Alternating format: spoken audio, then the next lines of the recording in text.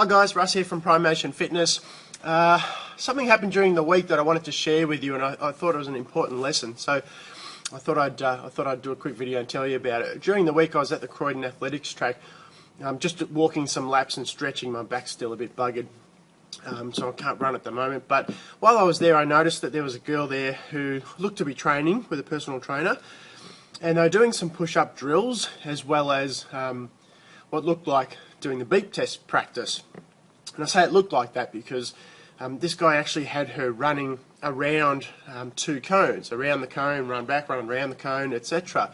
And excuse me, after they'd finished, he ran back to the Croydon Leisure Centre, where I assume he was maybe a trainer at the gym there, and she continued to walk a couple of laps.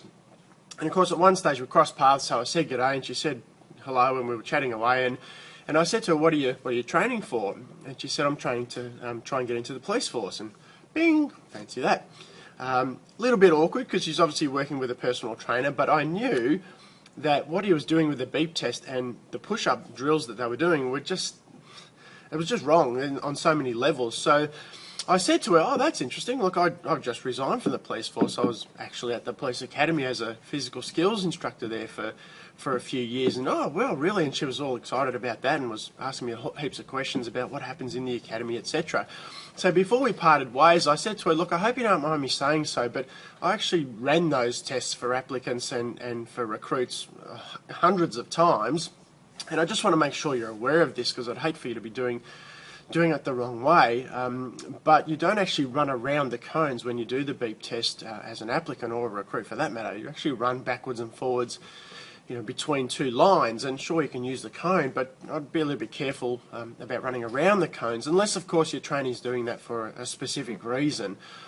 And of course it's not a specific reason. That's how she believed the test would be conducted. So geez, it's a bit frustrating, but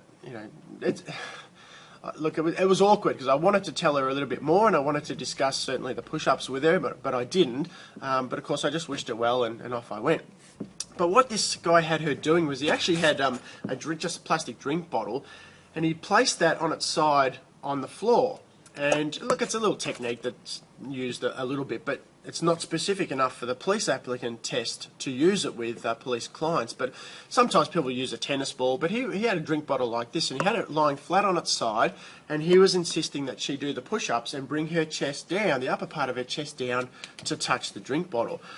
And she was struggling with that because that's a very, very deep push-up, and what you probably already know is that you're only required to bring your chest down to the point where, I'll show you side on, where your elbows actually end up in a straight line. So I don't know if you can tell from this sort of video, but it needs to be in a nice straight line. So a straight point from elbow to elbow across your back.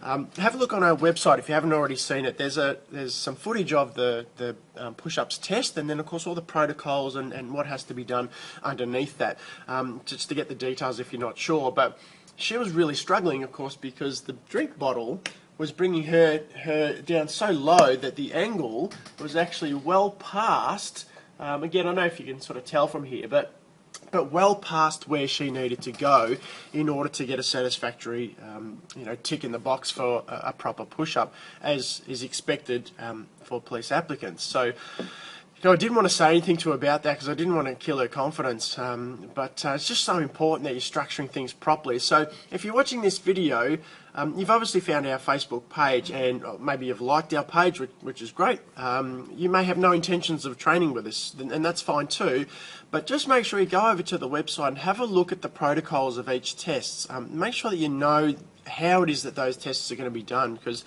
if you believe it's done a certain way, you're going to be practicing a certain way, or you should be practicing a certain way, and if it's incorrect, then it can cause you all sorts of grief. So just be really careful about the protocols. If your trainer doesn't know what they're doing, make sure you do, so you can pass that information on to them.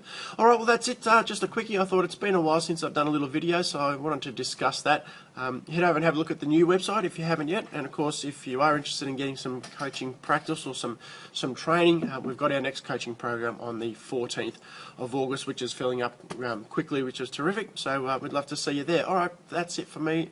Bye for now. See you in the next video.